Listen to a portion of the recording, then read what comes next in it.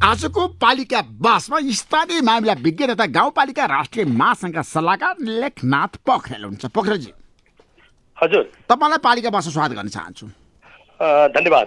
अहिले तपाईँ स्थानीयताका जनप्रतिनिधिहरूलाई प्रशिक्षण दिने काममा गाउँ गाउँमा जाने गर्नुभएको छ के स्थानीय सरकार ठिक बाटोमा छ?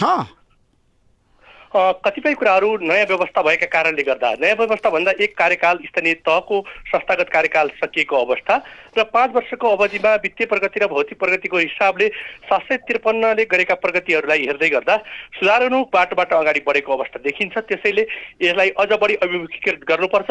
स्थानीय सरकारका कानुनका कुरा, अधिकारका कुरा, काम कर्तव्य र अधिकार क्षेत्रका कुराहरूलाई अझ बढी प्रस्तावने क्रममा हामी देशभरि नै गाउँपालिका राष्ट्रिय महासङ्घ र व्यक्तिगत रूपमा पनि हामी स्थानीय सरकारका प्रमुख, उपप्रमुख, त्यहाँका जनप्रतिनिधि र राष्ट्रिय कर्मचारीहरूलाई राखेर संयुक्त रूपमा उहाँहरूलाई कानुन निर्माणको प्रक्रिया, सभा सञ्चालनको विधि र स्थानीय सरकार सञ्चालनका प्रक्रिया बारेमा केही अभिकरण गर्ने गरेका छौँ। स्थानीय तहमा विकृति विसङ्गति झाँगिँदै गएको छ र स्थानीय सरकार भ्रष्टाचारीहरूको एउटा अखडा बनिरहेछ। सप्तरीमा हेर्नुहोस् त 4वटा स्थानीय तहको सरकार, तपाईँलाई थाहा छ, पालिकाहरूका मेयरहरू, गाउँपालिकाका अध्यक्षहरू भ्रष्टाचारमा लिप्त भए र उनीहरूको पदै निलम्बित परिसक्यो। अनि तपाईँहरूको ध्यान त्यता जाँदैन। किन गाउँपालिकामा, नगरपालिकामा भ्रष्टाचार बढ्न थाल्यो? कारण के हो? ऋषिजी, हजुरले भनेको प्रश्न वास्तवमा कतिपय ठाउँहरूमा हामीले भात पकाउँदै गर्दा 1-2टा बिगा पाके जस्तो गरी कतिपय ठाउँमा यो खालका प्रकृतिहरू देखिएका छन्। काम गर्न नजानेको कुरा, विधि नपुर्याएका कारण, प्रक्रियागत ढङ्गबाट नगएका कारणले गर्दाखेरि अहिले कतिपय ठाउँमा जनप्रतिनिधिहरू निलम्बित हुने, कर्मचारीहरूलाई मुद्दा लाग्ने सम्मका प्रक्रियाहरू अगाडि बढेका छन्। कानुनभन्दा माथि ऋषि धमला पनि होइन र कुनै स्थानीय सरकार पनि होइन र हामी कोही पनि कानुनभन्दा माथि हुँदैनौँ। त्यसकारणले विधि र प्रक्रिया अपनाएर जुन स्थानीय तहले काम गर्नुभएको छैन उहाँहरूलाई त्यो समस्या छ। त्यस कारणले विधि, कानुन, नियम पक्रेर काम गर्न उहाँहरूलाई जरुरी छ। तपाईँलाई थाहा छ, मेयरलाई अख्तियारले लिएर नै गरिसक्यो नि भ्रष्टाचारमा संलग्न भएको कारणले।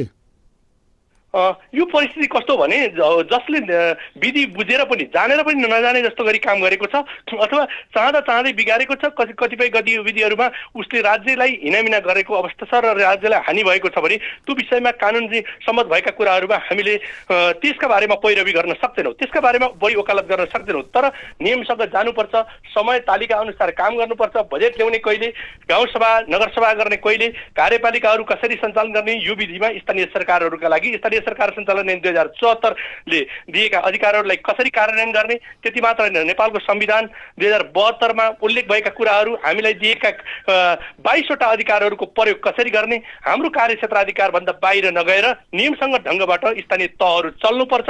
त्यो आधारमा अगाडि बढेका स्थानीय तहहरू सुझबुझका साथ अगाडि बढ्नु भएको छ। कतिपय स्थानीय तहमा यस्ता तपाईँले भने जस्ता घटनाहरू देखिएका छन्। यिनलाई पनि सुधारोन्मुख बाटोबाट अगाडि जानुपर्छ। बच्चाले नराम्रो गर्यो भन्दैमा त्यसका बारेमा आलोचना गर्ने भन्दा पनि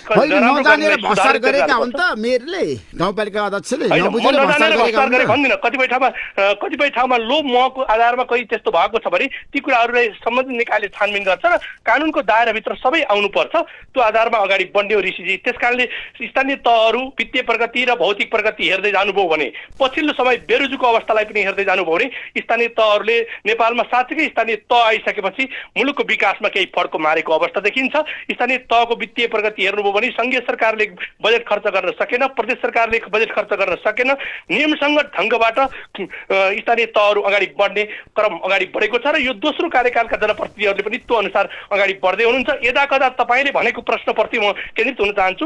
कतिपय स्थानीय तहहरूले जानी बुझी पनि गल्ती गर्छन् भने ती गल्ती गरेकाहरू कानुनको दायरामा आउनुहुन्छ।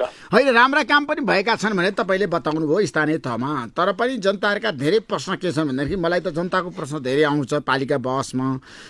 उनीहरूको तर्क के छ भन्दा जनमुखी काम जनताका प्रतिनिधिले गर्न सकेनन्। उनीहरू आफ्नै स्वार्थमा केन्द्रित छन्। पार्टीगत रूपमा उनीहरू व्यस्त छन्। पार्टीलाई उनीहरूले प्रभावकारी बनाउन चाहन्छन् र जनताको माग भन्दा पनि कार्यकर्ताको मागलाई उनीहरूले सुन्ने गरेका छन्।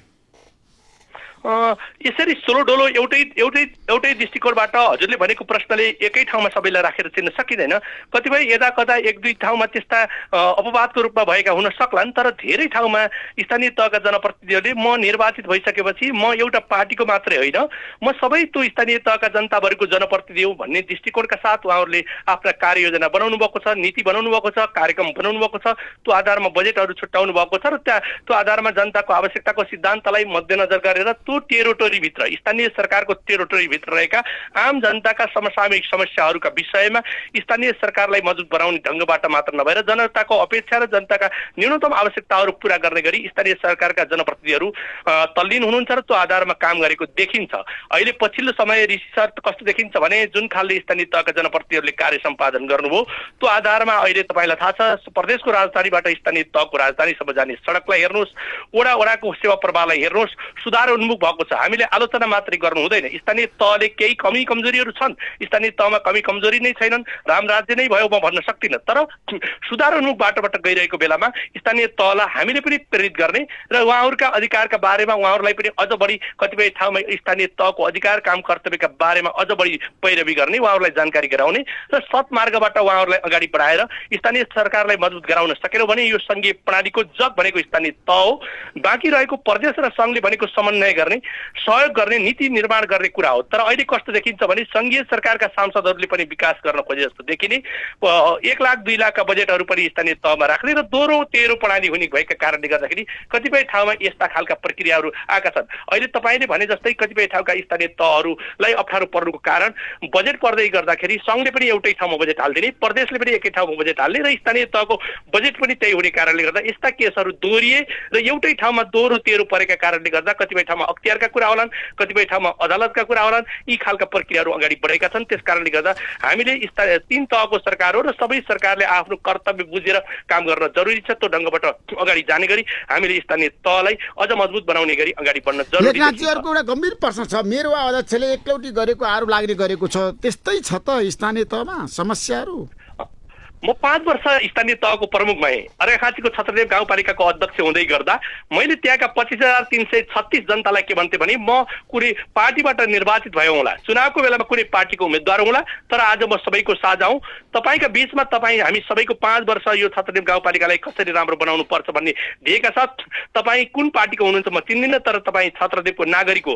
त्यसकारणले तपाईँ जुन स्थानीय तहको भित्र नागरिक हुनुहुन्छ त्यो आधारमा अगाडि बढ्नुपर्छ भनेर हामीले भन्यौँ। त्यही अनुसार अहिले धेरै जनप्रतिनिधिहरूले त्यो ढङ्गबाट काम गर्नुभएको छ र स्थानीय तहका जनप्रतिनिधिहरूले त्यहाँभित्र रहेका जनताका आवश्यकतालाई मध्यनजर गरेर आम जनताका बीचमा के समस्या छन् र कुनै पार्टी भन्दा पनि पार्टीबाट उहाँले निर्वाचित हुनुभयो। 5 वर्षपछि उहाँले निर्वाचन चिन्ह खोज्न जानु पर्ला, तर अहिले उहाँ निर्वाचित हुँदै गर्दा सबै जनताको जनप्रतिनिधि बन्नुभएको छ। मलाई लाग्छ ऋषिजी लामो समयपछि हेर्दै जाउँ स्थानीय तहमा खासै पार्टीको धेरै कुरा हुँदैन, त्यहाँको लोकप्रिय मान्छे, त्यहाँको आम जनताले चाहना गरेको मान्छेलाई जनताले निर्वाचित गर्ने परिस्थिति निर्माण बन्दै गएको छ। चाहे त्यो कुन पार्टीमा छ, कुनको सदस्य हो भन्दा पनि जनसमाजमा कतिको प्रभावकारी व्यक्तित्व हो त्यो आधारमा अगाडि बढ्ने गरी अगाडि बढेका कारणले गर्दा अब तपाईँले जुन खाले यो अभियान सुरु गर्नुभएको छ, यो अभियानले पनि के केन्द्रित गर्छ भने अबको विकास निर्माण भनेको जनताप्रति जवाबदेही भनेको सुशासन भनेको स्थानीय तहबाटै गर्नुपर्छ। यो जग बलियो भयो भने हाम्रो मुलुक बलियो बन्न सक्छ भन्ने ध्येयका साथ जुन खाले यो अहिलेको पैरवी सुरु भएको छ यसले पनि त्यतापट्टि दृष्टिगत गरिरहेको छ भन्ने कुरा बुझ्न सकिन्छ नि त ऋषिजी? होइन लेखनाथजीहरुको तपाईँले राम्रोसँग हेर्नु भएको छ, बुझ्नु भएको छ। उपप्रमुख उपाध्यक्ष सदस्यहरूको भूमिका कस्तो पाउनु भएको छ? एक आपसमा उनीहरूले सहअस्तित्वको लागि काम गरेका छन् कि अस्वस्थ प्रतिस्पर्धा छ? उपाध्यक्षका 12वटा कामहरू मुख्य कामहरू छन् भने 12वटा उहाँहरूका सहायक कामहरू छन्। उपाध्यक्षलाई पनि काम गरेर भ्याइ नभ्याइ छ। त्यसै गरी अध्यक्ष अथवा मेयर उपमेयरका कुराहरू गर्नुहुन्छ भने सबैले के गर्ने भन्ने कुरा प्रश्न दिएको छ। यहाँ कस्तो भयो भने कर्मचारीलाई जनप्रतिनिधि बन्न मन लागेको छ, उपमेयरको बीचमा उपाध्यक्ष र अध्यक्षको बीचमा द्वन्द्व छैन अधिकारलाई लिएर? अहिले अघिल्लो कार्यकालमा जति धेरै द्वन्द्वहरू थिए, हजुरले भनेको प्रश्न एकदम सकारात्मक छ र सही हो। अघिल्लो कार्यकालमा अध्यक्ष र उपाध्यक्षका बीचमा केही धेरै द्वन्द्वहरू बढे, तर यो पछिल्लो समयमा गएर अध्यक्ष उपाध्यक्ष बीच मेयर उपमेयर बीचको द्वन्द्व कम भएर गएको छ। उहाँहरूले बुझ्दै पनि जानुभयो मेरो काम के हो, मेरो अधिकार कति हो र मैले कर्तव्य कसरी निर्वाह गर्नुपर्छ भन्ने कुरा बुझ्नु भएको छ। र स्थानीय सरकार सञ्चालन ऐन सँगसँगै अहिले कार्यविस्तृतीकरणको छलफलमा हामी लागेका छौँ। त्यसकारणले स्थानीय तहले के गर्ने, प्रदेशले के गर्ने, सङ्घले के गर्ने, अनुसूची 8ले के भनेको छ, अनुसूची 9का अधिकारहरू के हुन्, यो विषयमा हामी गाउँपालिका राष्ट्रिय महासङ्घ, नगरपालिका सङ्घ लगायतले हामी अगाडि बढेका छौँ। र अब स्थानीय तहका जनप्रतिनिधिहरू बीचमा, अध्यक्ष उपाध्यक्षको बीचमा, मेयर उपमेयरको बीचमा जुन दरार फैलिएको छ र सबैले म ठुलो भन्ने जुन खालको यदाकदा कहीँ सुनिएको छ त्यस्तो होइन। तपाईँको स्थान यो हो, तपाईँको स्थान यो हो भन्ने गरी हो हामीले दुधको दुध पानीको पानी रजा हाँसले जस्तै छुट्याएर आफ्नो कर्तव्यभित्र कर्तव्यनिष्ठ बन्ने गरी वडा अध्यक्षको काम कर्तव्य र अधिकारका विषयमा पनि बताउनु पर्दैन, कार्यपालिका सदस्यको विषयमा पनि त्यहाँ प्रश्न पारिन्छ। त्यति मात्र होइन, अध्यक्ष उपाध्यक्ष प्रमुख उपप्रमुखको बीचमा पनि प्रश्न हुन्छ। त्यो आधारमा अगाडि बढ्यो भने अब यो बीचमा द्वन्द्व गरिरहनु पर्दैन, भूमिका नपाएकोमा गुनासो अझै पनि आइरहेछ, उनीहरूले गुनासो गरिरहेछन्।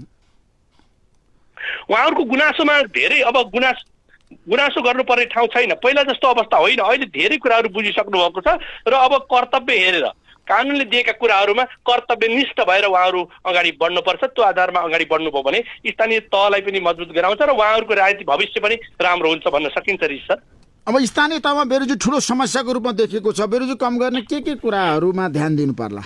एकदमै राम्रो प्रश्न गर्नुभयो। वास्तवमा स्थानीय तहहरूले खर्च गर्ने र सरकार पनि 753 भएको कारणले गर्दाखेरि कतिपय ठाउँमा पञ्चायती कालदेखिका बेरोजगारहरू खप्टदै गएका छन्। बेरोजु 3 प्रकारका हुन्छन्। एउटा असुल उपर गर्नुपर्ने बेरोजु हुन्छ, त्यो असाध्य न्यून छ। एउटा प्रमाण जुटाउनु पर्ने बेरोजु हुन्छ, त्यहाँ कागजात नमिलेका कारणले कागजात मिलाउनु पर्ने कुरा छ। त्यो विषयमा अहिले पनि सम्परीक्षणको विधि अगाडि बढेको छ। एउटा नियमित गर्नुपर्ने खालको बेरोजु हुन्छ। यो 3 प्रकारका बेरोजुहरू अहिले स्थानीय तह आइसकेपछि स्थानीय तहमा वर्षौंदेखि रहेका बेरोजुहरू जोडिँदै खप्टिँदै आएका थिए। ती केही सम्परीक्षण गराउने र घटाउने गरेका छन् र कतिपय स्थानीय तहहरू शून्य बेरोजुको अवस्थामा पुगेको अवस्था छ। उदाहरणको लागि छत्रदेव गाउँपालिका मैले जहाँ काम गरेँ त्यो गाउँपालिका बेला बेलामा शून्य बेरोजु भएको गाउँपालिका हो। त्यस कारणले गर्दाखेरि स्थानीय तहहरू सबै भ्रष्ट भए, सबै खराब छन् भन्ने हुँदैन। अहिले पनि नयाँ आएका जनप्रतिनिधिहरूले धेरै ठाउँमा शून्य बेरोजु भएको अवस्था छ। कतिपय ठाउँमा पुरानो समेत बेरोजु जोडिएका कारणले, कतिपय ठाउँमा काम गर्ने तरिका नमिलेका कारणले, कतिपय ठाउँमा संघीय सरकारले पठाएका बजेटहरूको दोहोरोपना भएको कारणले गर्दाखेरि नियमित गर्नुपर्ने बेरोजुहरू छन्। यसलाई बेरोजुको भोल्युम मात्रै बढेको हो र त्यहाँ खास सबै ठाउँमा भने जस्तो किसिमले बेरोजु बदमासी नै भएको छैन। यदि बदमासी भएको छ भने यहाँबाट जाने मलेपोको टोलीले, महालेखा नियन्त्रणको कार्यालयबाट खटिएको टोलीले असुल उपर गर्ने भनेर लेखिसकेपछि त्यहाँ चाहिँ तिर्नुपर्ने हुन्छ। त्यो चाहिँ चाहे जनप्रतिनिधि होस् चाहे कर्मचारी होस्, त्यो जसलाई लेखेको छ, जसको नामबाट असुल उपर गर्नुपर्ने त्यसको नाममा असुल उपर हुन्छ र यसलाई बेरोजु न्यूनीकरण गर्नेतर्फ हामीले पनि आम तपाईहरु जस्तो सञ्चार माध्यमले पनि हामी जनप्रतिनिधिको नेतृत्व गरेर अगाडि बढेका र जनप्रतिनिधिलाई अझ पनि अभिमुखीकरण गर्ने मान्छेहरूले पनि यो बेरोजु कम गराउने विषयलाई अझ बढी महत्त्व दिएर अगाडि बढाउन जरुरी छ। बेरोजुका कारणले गर्दाखेरि अहिले पनि संघीय सरकारमा देखिएको खर्च प्रणाली, खर्च गर्ने विधि, प्रक्रियान्वयनको प्रणाली केही खरिद ऐन संशोधन गर्नुपर्ने छ। वास्तवमा खरिद ऐनमा देखिएका समस्याका कारणले गर्दाखेरि पनि बेरोजुको भोल्युम बढेको हो र सम्परीक्षण गर्ने स्पष्ट विधिलाई पनि केलाउन नसकेका कारणले गर्दा वर्षौंदेखिको चाङ लाएर रहेको छ। र अहिले कस्तो देखिन्छ भने कतिपय पेस्की फरसोट गर्न नसकेका बेरोजु होलान्, कतिपय बेरोजुहरू कागजपत्र नमिलेका बेरोजु छन्। यी सबै कुराहरूलाई व्यवस्थित गरेर यो बेरोजुको भोल्युम बढी देखाएर स्थानीय तहहरू भ्रष्ट भए भन्ने कुरामा भाष्य तयार गर्नु हुँदैन। यसलाई चाहिँ हामीले विश्लेषण गरेर अध्ययन गरेर कहाँनिर के को इरर छ त्यसलाई हटाउने गरी अगाडि बढ्नुपर्छ। त्यो ढङ्गबाट हजुरहरूले पनि यो छलफल गराउँदै गर्दा, अन्तर्क्रिया गराउँदै गर्दा, जनप्रतिनिधिहरू संवाद गराउँदै गर्दा कहाँ के कारणले बेरोजु भएको छ त्यसलाई न्यूनीकरण गराउने तपाईको कार्यकालमा के कसरी घटाउँदै हुनुहुन्छ भन्ने कुरा तपाईहरुले जुन केन्द्रित गरिराखेको मैले सुन्ने गरेको छु, त्यो आधारमा अगाडि बढ्दै गर्दा बेरोजु कम गराउन सकिन्छ भन्ने लाग्छ। खरिद ऐनमा के समस्या छ मलाई बताउनुहोस्, त्यसमा संशोधन गर्नुपर्ने आवश्यकता हो? हो, खरिद ऐनमा के छ भने अहिले पनि पुरानो हुलाकी पाराको हिसाबले रजिस्ट्री गरेर घर चिठी पठाउने जस्तो यो अवस्थाले 30 दिनसम्मको सूचना जारी गर्नुपर्ने। 30 दिनको सूचना दिइसकेपछि फेरि कार्यादेश, फेरि त्यसका लागि आशयको पत्र 1 हप्ताको दिने, त्यसपछि फेरि 15 दिनको कार्यादेश दिने र डबल इन्भलप खालको टेन्डर प्रक्रिया इबिडबाट गरेको छ भने त्यसलाई 3 महिनासम्म लाग्ने जुन प्रक्रिया छ, यो प्रक्रियाले गर्दाखेरि हाम्रा योजना विकासहरू असारे विकास भए भन्छौँ हामीले। तपाईँ कार्तिकमा टेन्डर गरेको चिज खोल्दै जाँदाखेरि कहिले के हुन्छ भने यो विधिले जाँदै गर्दा तपाईको फाउन्डमा गएर खोल्ने अनि त्यसपछि गएर असारमा फरसोट गर्ने यो विधि छ। यो विधिलाई घटाउनु पर्छ र प्रक्रियान्वयन प्रणालीलाई चेन्ज गर्ने गरी खरिद ऐन संशोधन गरेर अलि सरलीकृत गर्नुपर्छ र जिल्ला दर रेट बनाउँदै गर्दा र स्थानीय दर रेट बनाउँदै गर्दा जुन वार्षिक रूपमा जिल्ला दर रेट बनाउँछौँ र त्यो दर रेटका आधारमा खरिद प्रक्रियामा केही समस्या आएका छन्, यसलाई कम्तीमा पनि समीक्षा गर्ने कानुनी व्यवस्था गरेर 6 महिनामा हामीले यो जिल्ला दर रेट र स्थानीय दर रेट हेरफेर गर्ने गरी पनि व्यवस्थापन गर्न सकिएन भने हामीले स्थानीय तहले अथवा सङ्घीय सरकारले काम गर्न खोजेका आधारमा बजारको मूल्य बढ्ने, ठेकदारले ठेक्का नराखिदिने, त्यो आधारमा वित्तीय प्रगति र भौतिक प्रगति हुन नसक्ने यो कानुनी अडचन छ। यसलाई हटाउने गरी हाम्रो खरिद ऐन संशोधन गर्ने र समय सापेक्ष खरिद ऐनलाई परिवर्तन गर्न पर्ने जरुरी छ। अब जाँदा जाँदै कानुनको कुरा गर्दा, विधि र प्रक्रियाको कुरा गर्दा होइन, समस्याहरू कहाँ कहाँ छन्? समस्या धेरै छन् भन्छन् मान्छेहरू। के छ भन्नु त? कानुनहरू बनाउनु पर्ने छ विधि र कार्यविधिहरूको कुरा गर्दाखेरि। स्थानीय सरकार गाउँपालिका नसकेको आरोप लाग्ने गरेको छ। तपाईँ पनि त्यस्तै म पर्नु भयो कि भएन? नीतिगत रूपमा छ नि, तपाईँले चुक्नु भयो भएन? हामी नीतिगत रूपमा कानुनी रूपमा कहीँ पनि चुकेनौँ ऋषिजी। त्यो मात्रै होइन, म मात्रै होइन, धेरै स्थानीय तहहरूले परिपक्व ढङ्गबाट अगाडि बढ्नुभयो। सङ्घीय मामिला तथा सामान्य प्रशासन मन्त्रालयले धेरै नमुना कानुनहरू बनाएर पठायो। कानुन बनाउँदै गर्दाखेरि पनि काठमाडौँ महानगरपालिकालाई बनाएको कानुन र एउटा तपाईँको बझाङको एउटा गाउँपालिकालाई बनाएको कानुन एउटै प्रकृतिको हुँदै गर्दा कानुन कार्यान्वयनमा अप्ठ्यारो आइसकेपछि गाउँपालिका राष्ट्रिय महासङ्घले 29वटा नमुना कानुन बनाएर अहिले पनि सबै स्थानीय तहलाई हामीले पठाएका छौँ र हाम्रो अहिले पनि वेबसाइटमा हेर्नुभयो भने उहाँहरूले 29वटा नमुना कानुनहरू पाउनुहुन्छ। आफ्नो गाउँ ठाउँ सुहाउँदो खालको कानुन निर्माण गरेर अगाडि बढ्दै गर्दाखेरि कानुनी रूपमा हामीले महासङ्घले त्यो खालले पनि सहयोग गरिरहेको छ र स्थानीय तहहरूलाई नगरपालिका सङ्घले पनि त्यही ढङ्गबाट आफ्ना नगरपालिकाका सदस्य नगरपालिकाहरूलाई यो ढङ्गबाट अगाडि बढाएको छ। त्यो आधारमा अब कानुन निर्माणमा पनि धेरै समस्या छैनन्। एउटा समस्या कहाँनिर देखिन्छ भने जनप्रतिनिधिहरूलाई कर्मचारी जस्तो बन्न मन लाग्ने, कर्मचारीहरूलाई जनप्रतिनिधि जस्तो मन लाग्ने, कर्मचारीहरूलाई भाषण गरेर नेता बन्न रहर लागेको छ। कतिपय जनप्रतिनिधिहरूलाई कर्मचारीको काम गर्न रहर लागेको छ। यो दुईटा कुरामा आफ्नो काम कर्तव्य बाटो नछोडिकन अगाडि बढियो भने स्थानीय तहलाई मजबुत बनाउन सकिन्छ।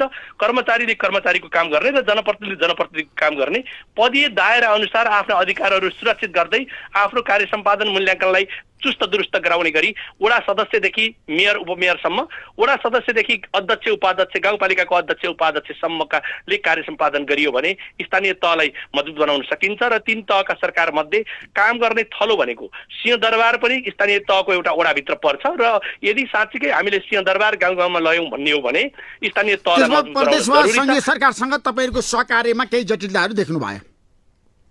हजुर, जटिलताहरू छ प्रदेशवा सङ्घीय सरकारसँग तपाईँहरूको सहकार्यमा सम्बन्धमा केही जटिलताहरू छ? सङ्घीय सरकारले नीति निर्माणको कुरामा समानीकरणको बजेटको भोल्युम बढाउनु पर्ने सट्टामा समानीकरणका बजेट काट्दै जाने, सशर्तका बजेटहरू राख्ने र टुक्रे बजेटहरू तोकेर सङ्घीय सरकारबाट जुन खालले स्थानीय तहमा पठाउने गरेको छ, यो विधिको सङ्घीयता हाम्रो होइन। यो विधिमा सङ्घीय सरकार चुकेको छ। प्रदेश सरकारले समन्वयको काम गर्ने भनेको छ। प्रदेश सरकारले समन्वयको काम गर्ने भन्दा पनि फेरि 2 लाखको बाटो लिएर गाउँ गाउँमा डुल्ने खालको प्रदेश सांसदहरूको जुन भूमिका भयो, यो भूमिकाले राम्रो गरेन। पछिल्लो समय फेरि सांसदहरूलाई घुमाउरो पाराले सांसदले खर्च गरेर भनेर फेरि 5 करोड पैसा दिएर पठाउने, प्रदेशका सांसदहरूले पनि लुकाएर बजेटभित्र त्यस्तै गर्ने र स्थानीय तहसँग दोहोरो तेरो पारिदिने र बजेट खर्चमा अडचन ल्याउने काम भएको छ। यसलाई सहजीकरण गर्न जरुरी छ। अहिले अदालतले बोलेको छ, त्यो आधारमा पनि केही सहजीकरण हुन्छ र प्रदेशमा पनि यो समस्या देखिएको छ। यसलाई सुधारेर अगाडि बढ्न जरुरी छ ऋषि सर। त्यो आधारमा अगाडि बढ्यो भने स्थानीय तहलाई अझ मजबुत व्यवस्थित गरेर अगाडि लान सकिने देखिन्छ। त्यसो भए जहाँ जाँदै पालिका बसको बारेमा तपाईँको प्रतिक्रिया के छ? हामीले सुनेका थियौँ निकै काङ्ग्रेसका संसदीय दलका नेता, माओवादीका संसदीय दलका नेता, त्यति मात्र होइन एमालेका संसदीय दलका नेताहरूलाई मात्रै यो राष्ट्रिय सञ्जालबाट राष्ट्रिय मिडियाबाट प्रसारण गर्ने कुरा हुने हुन्थ्यो।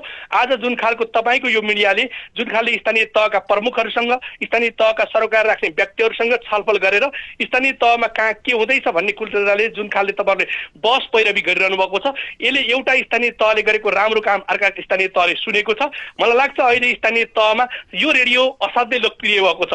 आज कसको कुरा आउँछ, कसले कहाँ के राम्रो काम गरेको रहेछ भनेर स्थानीय तहका जनप्रतिनिधिहरूले बिहान चाहे मर्निङ वाक गर्दा होस् या टेबलमा काम गर्दै गर्दा होस् यो सुन्ने वातावरण बनेको छ। यसले के हुन्छ भने सरकारले कहाँ कहाँ राम्रो भएको छ भनेर एउटा खालले राष्ट्रियकरण गर्ने काम गरिदिनु हो। यसका लागि म तपाईँ र तपाईँको मिडियालाई गाउँपालिका राष्ट्रिय महासङ्घको तर्फबाट हार्दिक धन्यवाद ज्ञापन गर्न चाहन्छु। Thank you so much Lekhnath Pokharelji, समय दिनुभयो। पालिका बसलाई तपाईँलाई म धेरै धेरै धन्यवाद दिन चाहन्छु। Thank you so much. धन्यवाद। Thank you so much.